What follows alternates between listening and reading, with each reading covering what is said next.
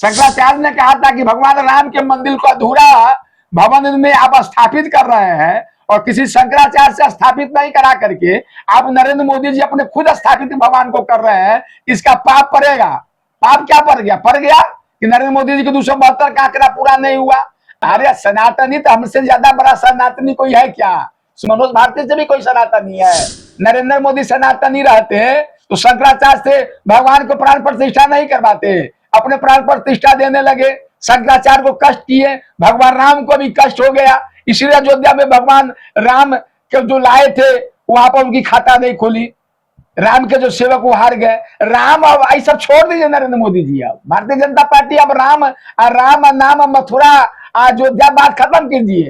कांग्रेस 100 नहीं टच कर पाई, लेकिन पिछली बार के मुकाबले इस बार बहुत अच्छा की है।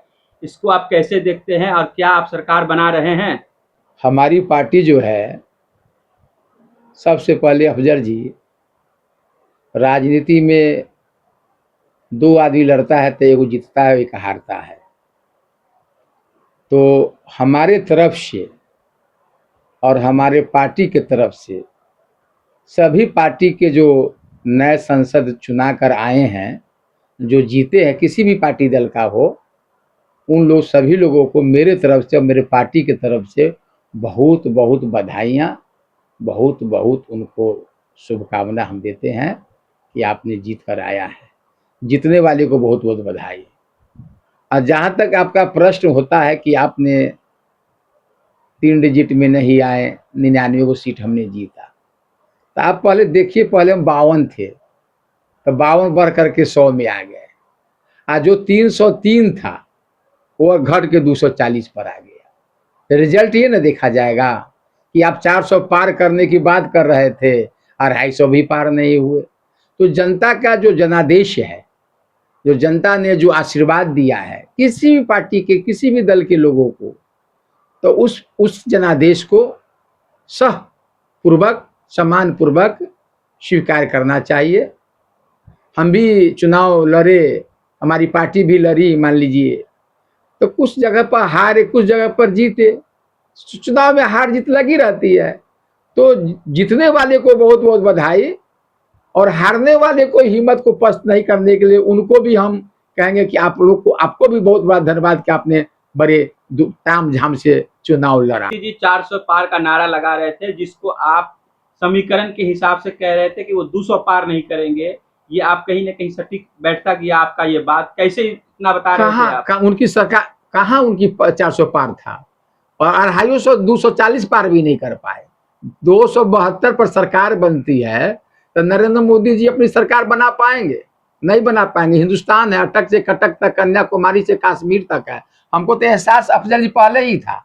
हम आपको बार बार बताते थे कि भारतीय जनता पार्टी 303 सीट लाया था केवल अपने, और 52 सीट मिला था उनके प्रतिनिधियों को। 355 सीट था, इससे प्रचंड बहुमत था। लेकिन बार बार आप हमको कहते थे जनवरी महीना, दिसंबर महीना में कि अफजल जी इस बार नरेंद्र मोदी जी की सरकार नहीं बनेगी, मोदी जी चुनाव हारेंगे। हारेंगे इस मायने में कि 404 जो कहते पार करेंगे वो पार नहीं होगा। मध्य प्रदेश हो, राजस्थान हो, छत्तीसगढ़ हो, दिल्ली हो, हरियाणा हो, पंजाब हो, बिहार हो, उत्तर प्रदेश हो, गुजरात हो, झारखंड हो, ये सभी राज्यों में जो हिंदी भाषी पर से, दिल्ली हो, इस सभी राज्यों में उनकी 100 का 100 रिजल्ट मिल गया था। दक्षिण भारत में उनको पैर जमीन नहीं मिला पैर पर खड़ा होने के लिए। तो इस बार के जो चुनाव हुआ, मध्य प्रदेश मेंटेन कर लिए, राजस्थान 100 का 100 जीता हुआ था, 50-50 पर हम लोग आ गए। उत्तर प्रदेश में 64 सीट जीत गए थे। हम पहले ही कहा था 64 सीट उनको मिलने नहीं वाला है, वह 40 से नीचे भी आ गए, 34 पर आ गए। 43 सीट हम लोग का है, हम लोग उससे ज्यादा है गठबंधन का लोग। तो यूपी में चुनाव हार गए, महाराष्ट्र में कहते थे महाराष्ट्र में अच्छा करेंगे, वहां हार गए। बंगाल में कहते हम अच्छा करेंगे, वहां हार गए। बिहार में 39 सीट मिला गया था, भाजपा भारतीय जनता पार्टी को 5 सीट का नुकसान हो गया, 1 सीट जनता दल यू का नुकसान हो गया। यहाँ भी हमको 10 को मिल गया। तो भारतीय जनता पार्टी के किस राज्य में इसकी भरपाई होती? दक्षिण भारत में तो थे ही नहीं। हम शुरू में बताए थे कि 543 सीटें हैं पूरे भारत में, तो 100 सीट ऐसे दक्षिण भारत में जहां पर भारतीय जनता पार्टी को जमीन नहीं मिलता है पैर पर खड़ा होने के लिए, जो स्पष्ट हो गया।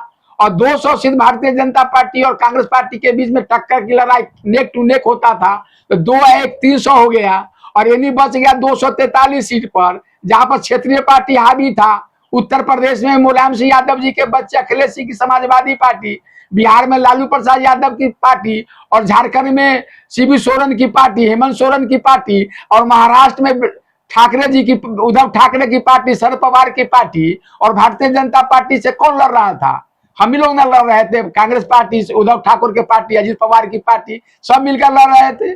और फिर बंगाल में ममता बनर्जी, तो ये क्षेत्रीय पार्टी 243 पर सीट पर लड़ रहे थे। तो भारतीय जनता पार्टी को 400 पार कहां होता? हम बार बार कहते थे कि भारतीय जनता पार्टी 400 पार कहां से होगा? सरकार भी बना ले, 272 का आंकड़ा पूरा कर ले, यही भारतीय जनता पार्टी की एक अच्छा शुभ संकेत होगा। हुआ भी नहीं, 240 से 41 पर सिमटा गए।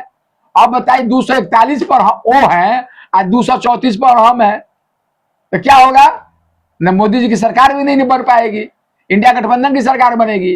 कुछ लोग का कहना है कि जो राम को लाए हम उनको लाएंगे, लेकिन इस बार इत्तेफाक ये है कि वो फैजाबाद, अयोध्या भी हार गए। ये बात तो हम आपसे बताए थे ना कि राम तो भगवान राम सबको लाए हुए हैं। भगवान राम को नरेंद्र मोदी जी कहां से ले आए? अगर ले आए तो शंकराचार्य ने शंकराचार्य का शराब पड़ गया। शंकराचार्य ने कहा था कि भगवान राम के मंदिर को अधूरा भवन में आप स्थापित कर रहे हैं और किसी शंकराचार्य से स्थापित नहीं करा करके आप नरेंद्र मोदी जी अपने खुद स्थापित भगवान को कर रहे हैं, इसका पाप पड़ेगा। पाप क्या पड़ गया? पड़ गया कि नरेंद्र मोदी जी के 272 का आंकड़ा पूरा नहीं हुआ। आज भारतीय जनता पार्टी के बात मान रहे हैं कि मोदी जी को पाप पड़ा है राम मंदिर स्थापना। हाँ, अब भगवान सुनिए सुनिए, अरे सनातनी तो हमसे ज्यादा बड़ा सनातनी कोई है क्या? शुरू से आप ये न्यूज पूछते सनातनी, मनोज भारती से भी कोई सनातनी है? नरेंद्र मोदी सनातनी रहते तो शंकराचार्य से भगवान को प्राण प्रतिष्ठा नहीं करवाते, अपने प्राण प्रतिष्ठा देने लगे, शंकराचार्य को कष्ट किए, भगवान राम को भी कष्ट हो गया। इसलिए अयोध्या में भगवान राम के जो लाए थे वहां पर उनकी खाता नहीं खोली, राम के जो सेवक वो हार गए। राम अब आई सब छोड़ दीजिए नरेंद्र मोदी जी, अब भारतीय जनता पार्टी अब राम नाम मथुरा अयोध्या बात खत्म कीजिए। यहाँ रोज चुनाव लड़ा रोजगार के नाम पर, चुनाव लड़ा बेरोजगारी के नाम पर, चुनाव लगा महंगाई के नाम पर, चुनाव लगा भ्रष्टाचार के नाम पर। आपने एक भी विकास का काम नहीं किया, जनता ने जवाब दे दिया आपको। आप सरकार चाहती है, किसी भी पार्टी की सरकार बनेगी तो चाहेगी जो सरकार बनेगी वो सरकार हमारे नौजवान को रोजगार दे, किसान की आमदनी को दुगुनी करे, महंगाई को कम करे, देश से भ्रष्टाचार को समाप्त करे, और इसके लिए सरकार बनेगी। और इस सरकार पर जो खरी उतरेगी वही सरकार काम करेगी। कांग्रेस पार्टी का एजेंडा क्या था? आप घर घर जाकर रहे थे, 5 किलो चावल दिए, 5 किलो गेहूं दिया 80 करोड़ लोगों को। ये कांग्रेस की सरकार की देन थी, कांग्रेस ने दिया था, मनमोहन की सरकार। हमारी सरकार का एजेंडा घोषणा पत्र था, गारंटी योजना था। क्या था कि जो मनरेगा को हम लाए थे, मनरेगा में 200 रुपया प्रति वर्ष 100 दिन का काम के बदले में जो काम का जो मजदूरी मिलता है वो हमारी सरकार बनेगी 400 कर देंगे। विद्यार्थी का जितना एजुकेशन लोन मिला हुआ है सभी छात्र छात्राओं के एजुकेशन लोन को हम माफ कर देंगे। हमारी सरकार क्या घोषणा था? जो महिलाएं गरीबी रेखा के नीचे गुजर करती है उस सभी महिलाओं को साल में 1 लाख रुपया यानी 85-100 रुपया प्रति महीना देंगे, उनके खाता में भेजेंगे। ये सरकार की गारंटी थी। और सरकार का आश्वासन था कि महिला को आरक्षण देंगे नौकरियों में, और जो महिला को 1 लाख रुपया प्रति वर्ष देंगे वो तब तक देते रहेंगे कि जब तक उनकी दीन स्थिति अच्छी नहीं हो जाए, गरीबी रेखा से ऊपर नहीं चले जाए। ये हमारी सरकार की पॉलिसी थी। हमारी सरकार 5 गारंटी योजना पर काम कर रहे थे, लेकिन भारतीय जनता पार्टी की सरकार के 2 योजना पर काम कर रहे थे। एक भगौरा योजना इनका काम चल रहा था, एक पकौड़ा योजना चलता था। तो जनता के बीच में कितने लोग जनता को अब ठगने का काम करेंगे? राहुल गांधी को पप्पू कहते थे, अखिलेश यादव को पप्पू कहते थे। पप्पू ने क्या सिखा के पढ़ा दिया? पप्पू ने देख करके कर दिया कि अब आने वाला समय भारतीय जनता पार्टी का नहीं है, इंडिया गठबंधन का है। इंडिया गठबंधन का आने में नरेंद्र मोदी जी को लाज लगता था। भारतीय जनता पार्टी का भक्त को इंडिया गठबंधन कहने एनडी गठबंधन कहता था। ये INDIA क्या होता है? इंडिया होता है, उसके इंडिया गठबंधन कहता था, इंडिया गठबंधन नहीं करता था। इतना घमंड, रावण को जितना घमंड नहीं था उससे ज्यादा घमंड हो गया था नरेंद्र मोदी जी को। घमंड चकनाचूर हो गया ना। अरे आज भी नरेंद्र मोदी जी आप देख लीजिए, आपकी सरकार बनने उनने वाली नहीं है। आप पर किसी को विश्वास नहीं होता है। हिंदुस्तान सब लोगों का है। आपने मोहब्बत की दुकान खोलने के चले थे, आपने नफरत की बाजार में मोहब्बत की दुकान राहुल गांधी ने खोल कर रखा और दिखाया पूरे हिंदुस्तान के लोग को। इसलिए अफजल जी, आपके चैनल के माध्यम से लोगों को हम ये कहना चाहते हैं, आने वाला समय कांग्रेस का होगा, इंडिया गठबंधन का होगा।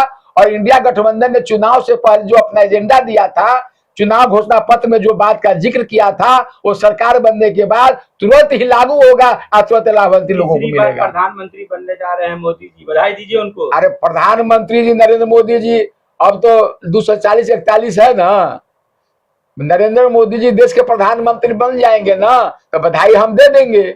अभी प्रधानमंत्री कहाँ से बनेंगे वो? अभी इंडिया गठबंधन के तरफ सब लोग जाने वाले हैं। अच्छा, अरे डूबते हुए नाव कर रहे हैं, डूबते हुए, हाँ जी, इंडिया गठबंधन की सरकार बनने जा रही है। आप इंतजार कर लीजिए 24 घंटा में। उनके साथ जो रहने वाले हैं वही, उनके साथ जो रहने वाले हैं वही भागेंगे। डूबता हुआ चांद सूरज का कोई पूजा नहीं करता, उगता हुआ का पूज होता है। चढ़ती नाव पर कोई सवार होने वाला नहीं। कहते थे कांग्रेस समाप्त हो गया, कांग्रेस का नाम मत लीजिए। कांग्रेस अपनी रफ्तार को पकड़ लिया है और कांग्रेस आगे बढ़ते रहेगा। नीतीश चाचा आ रहे हैं। अरे चाचा के साथ बहुत लोग आएंगे, चाचा भी आएंगे, भतीजा भी आएंगे, चाचा का मित्र भी आएंगे। चंद्रबाबू नायडू जी नहीं आएंगे? वो पुराने घरों क्या कांग्रेस पार्टी? नीतीश जी नहीं आएंगे? सब आएंगे। क्या नाम हुआ आपका? मनोज भारती मेरा नाम हुआ। चलिए, बहुत बहुत बधाई हो।